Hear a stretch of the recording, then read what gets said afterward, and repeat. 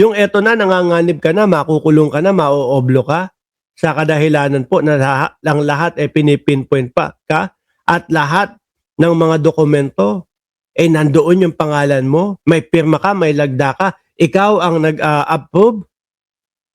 Ako, talagang kahit ano para tatakbo na sa isip ko Magpatay-patayan kaya ako, tapos mag-backdoor ako. Mag-backdoor, Mark! Hindi na uso yung backdoor, lumang tugtugin na yung backdoor na yan dahil kay Harry Roque. Bayaran mo ng 2 milyon yung bankero.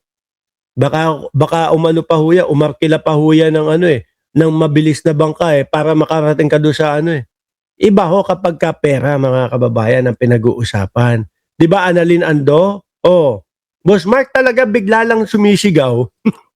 Shoutout doon sa mga naka-earphone. Di ba? Madali. No, tapos ang balita pa, ang nakita pa natin doon sa vlog ni Bagong Lipunan. Meron daw naka-abangers na kumbaga parang pipick up kay Cabral. Malay nyo ba naman pagka-selfie? Selfie, pak! Tapos sakay doon sa sakya. Sige na, tuloy na. Tapos kumuha sa morgue ng ibang tao. Meron ba kayo dyan yung medyo hawig-hawig kamukha-kamukha o kamukha ni Cabral? No? Bili na lang. May ganun ho Tapos wala nang kamag-anak. Bili na lang ho namin. Tapos yun yung linagay. Tapos, Kermit, di ba? Kaya po madaming iniisip ang taong bayan, mga bossing, na ganyan. Hindi nyo masisisi. Kung yun nga lang pong tsinelas hindi pa klaro Doon sa hotel, naka-rubber shoes yata yung suot. Pagdating doon sa pinaghulugan, naka-crocs na lang. Kaya ho etong Cabral Files ni Leandro Lebiste, mga kababayan, mahirap gawing ebidensya ito. Maaari sa tagal ng sa tagal ng pagkakahawak niya, maaaring dinagdagan na at maaari din na binawasan na, itinanggal yung mga kakampi nila sa politika. Di po ba? Ngayon, kaya nasasabi natin, imposibleng gamitin na yan dahil nga ayan, ganyan yung pwede nilang gawin. Kung ang dati, ang totoo 10 pages lang, naging 15 pages. Dahil dinagdagan nila, di ba? Kumbaga, contaminated na mga boss. Para matukoy kung maikatiwalian. Dagdag ni Clavano, hawak din nila ang Central Processing Unit ng computer ni Cabral sa DPWH para masuri ang mga dokumentong posibleng gamiting ebidensya sa ginagawa nilang investigasyon. Sabi ni Jorge Edralin, naku, mukhang patapos na. Hindi, mahaba pa to. Andun pa nga, ito pa. Sabi, meron pa CPU si Cabral. Meron pang CPU si Cabral at baka dito mga boss si Pamo sir, maalaman yung lahat. Ano po? Tuloy. The office is preparing to conduct a digital forensic examination of the CPU of the former USEC.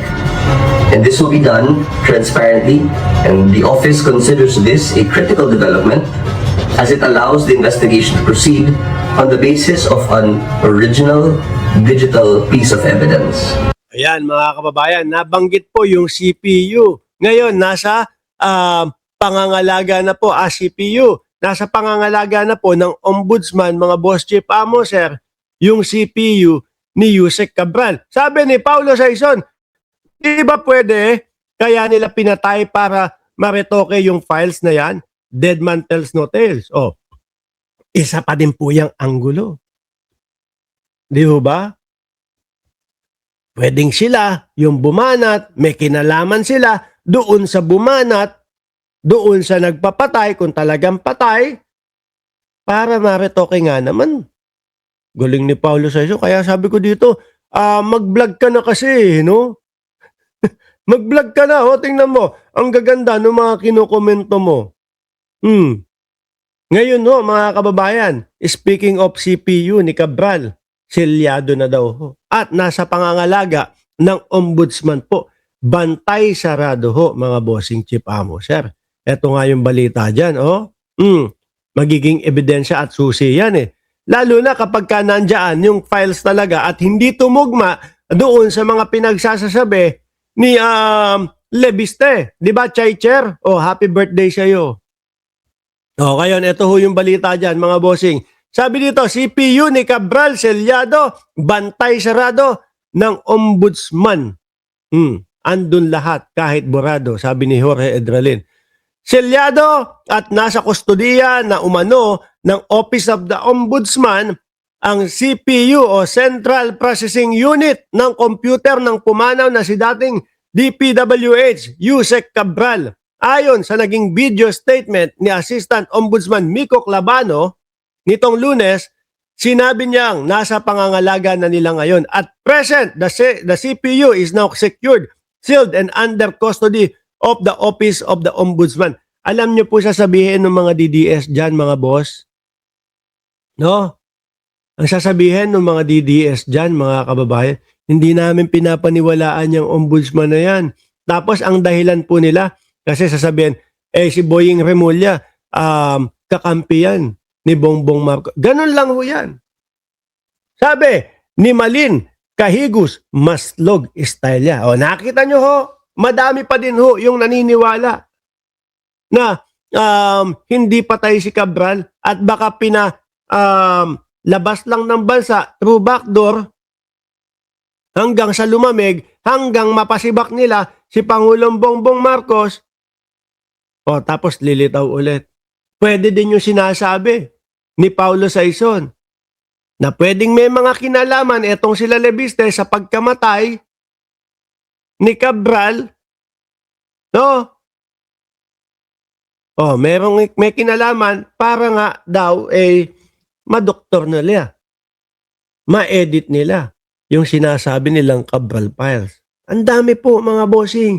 Kaya ang taong bayan sabi, masyado naman yatang napakabilis nung paghusga doon sa pagkamatay ni Cabral. DNA nga daw ho, ang bilis-bilis din eh. Kapag kakitulpo, ilang araw po, ilang linggo ho, mga kababayan. Bago lumabas yung, di ba yung kapag kayong, anak mo ba to, ganito, 2 linggo, 3 linggo, bago lumabas eh. Mga bossing eh. Tapos ito talagang ang bilis-bilis ho. The office consider this a critical development as it allow the investigation to proceed on the basis of an original digital piece of evidence.